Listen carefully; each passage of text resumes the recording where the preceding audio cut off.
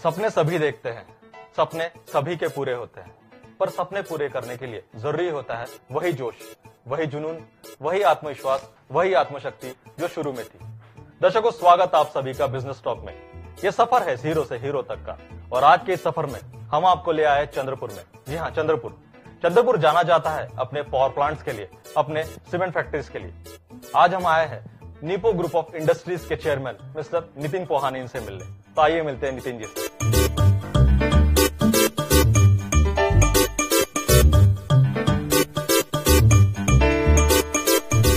Mister Nitin Pohane, chairman Nipo group of industries. 32 साल के नितिन पोहाने, इन्होंने अपनी नीपो इंडस्ट्रीज को भारत में ही नहीं बल्कि विदेशों में भी पहुंचाया है। नितिन पोहाने चंद्रपुर के पठानपुरा इलाके में रहते थे। उनके पिता श्री वसंतराव पोहाने, इनका सब्जियां बेचने का एक छोटा सा स्टॉल था।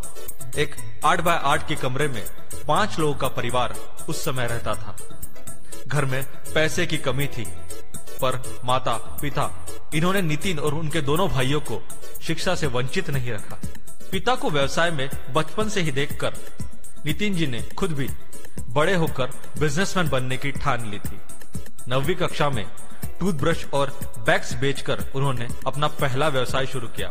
उसके बाद acupuncture exercise products, computer institute, computer trading, computer manufacturing, water purifier manufacturing और अब इंडस्ट्रियल मशीनरी प्लांट्स, ये बिजनेस शुरू किया। नितिन पोहाने, इन्होंने आज कई युवक और युवतियों को रोजगार दिया और उन्हें खुद की इंडस्ट्री भी शुरू करके दी। नितिन पोहाने जी एक सक्सेसफुल बिजनेसमैन होने के साथ साथ एक समाज सेवक और समाज सुधारक भी हैं। व्यसन मुक्ति, नशा मुक्ति से चंद्रपुर और पूरे भारत को मुक्त करने की सोच नितिन जी की है। नितिन जी ने चंद्रपुर में कई सामाजिक संगठनों को मदद की। एक सच्चे बिजनेसमैन और एक सच्चे समाज सेवक है नितिन पोहाने। दर्शकों, आइए मिलते हैं पोहाने सर से। सर, बहुत बहुत स्वागत आपका बिजनेस टॉक में। सर, आप नीपो ग्रुप ऑफ इंडस्ट्रीज के चेयरमैन हैं। भारत के 8 महानगरों में आपके ऑफिसेस हैं। उसी के साथ साथ विदेशों में 3 देशों में भी आपके ऑफिस हैं। करीबन कई करोड़ों का आपका टर्नओवर रहा है अभी, और बहुत लोगों को आप रोजगार भी दे रहे हैं। पर शुरुआत नहीं की ऐसी। आप शायद चंद्रपुर के पठानपुरा इलाके से आते, जो एक स्लम एरिया कहा जाता है, वहां के झुग्गी में रहते थे आप, 150-200 स्क्वायर फीट की झुग्गी में। अपने पिता के बारे में हमें कुछ बताइए, अपने परिवार, माता, अपने भाई, उनके बारे में हमें कुछ बताइए। ये सही है। हमारा एक छोटा सा एक झोपड़ा था, झुग्गी थी 8 बाय 8 की, जिसमें हम लोग सीधे चल के भी नहीं जा सकते थे, झुक के जाना पड़ता था। पठानपुरा एरिया था, और उसमें आजू बाजू का एटमॉस्फेयर भी उतना प्रोग्रेसिव या ग्रोथ होने वाला नहीं था। कुछ शराबी भी थे, कुछ छोटे नैरो माइंडेड लोग भी थे, और तरक्की का कहीं भी वहाँ कुछ आसार नजर नहीं आ रहा था। लेकिन पिताजी हमारे इतने सख्त थे कि उन्होंने कभी ऐसे माहौल में घुल मिलने नहीं दिया। एक अच्छा माहौल देने की कोशिश की, अच्छे संस्कार देने की उन्होंने बहुत अच्छी कोशिश की जी, बहुत अच्छी कोशिश की। और उनके ही संस्कारों की वजह से आज हम यहाँ पर पहुंचे।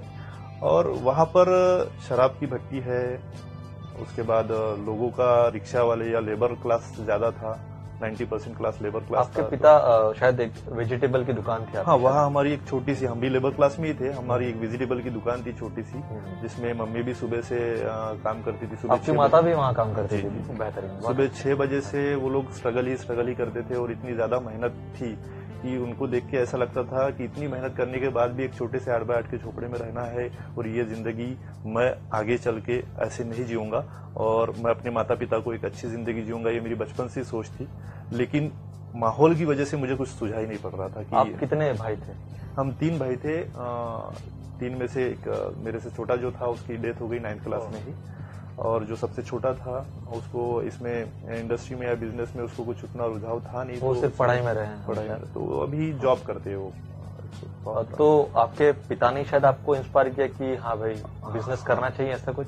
पिता को देखता था कि एक मेरे उसी समय से मेरा एक नजरिया बन गया कि छोटा सा रिक्शे वाला हो, सब्जी वाला हो, या मिडिल क्लास बिजनेसमैन हो, या बड़े से बड़ा इंडस्ट्रियलिस्ट हो, चाहे अंबानी हो, गेट्स हो, इनमें एक चीज कॉमन होती है, वो ईगो।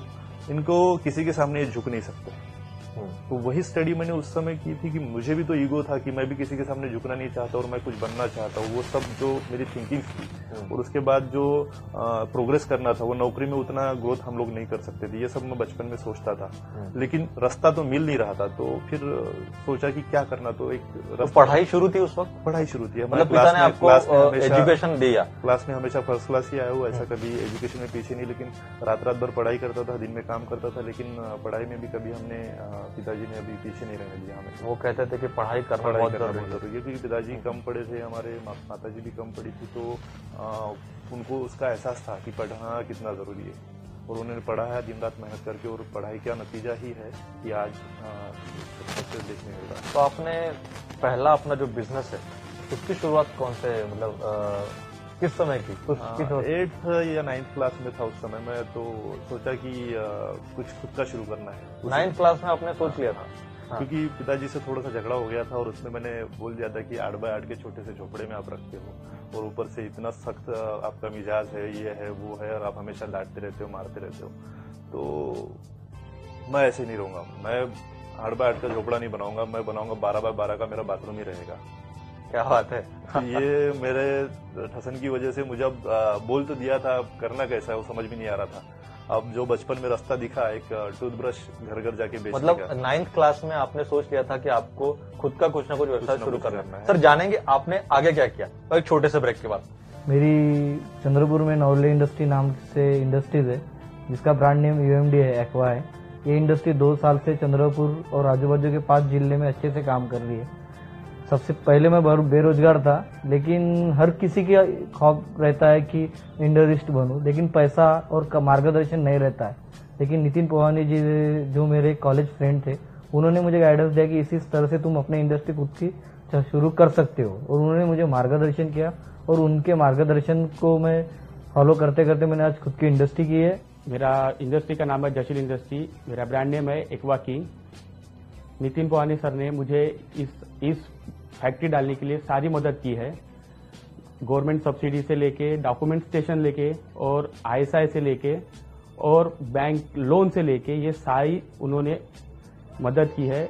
नितिन जी पोहाने इनकी समाज सुधारक फाउंडेशन जी संस्था है, ये संस्था है, उनके माध्यम से समाज में परिवर्तन लाने का काम नितिन जी पोहाने कर रहे हैं। दर्शकों कहीं जाइएगा मत, पोहाने जी से बातचीत जारी है। उन्होंने आगे क्या किया जानेंगे, मगर एक छोटे से ब्रेक के बाद। सर आपने नीपो नाम से ही अपने सारे काम शुरू किए, ये नाम आपको कैसे सूझा? बचपन में हमारे एरिया में बच्चे एक दूसरे से मजाक